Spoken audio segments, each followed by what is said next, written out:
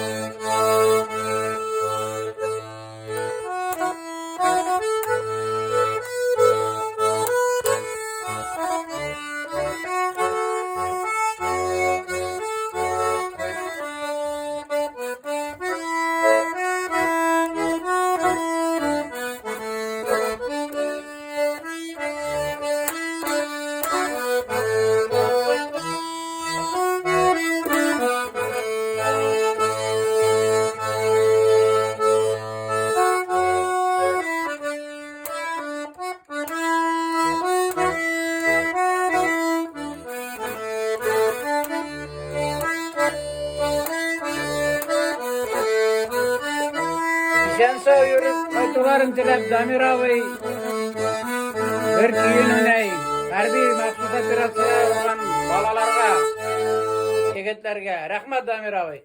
İsemlik, sağlık, tüzümlük ataynelerinde balalarının tilek tülki isen sokatsınlar, tezirek kaçsınlar. Uzaklama işin geliriz Damir abi. Allah Amin. bersa. Allah bersa. Allah Rahmat. bersa.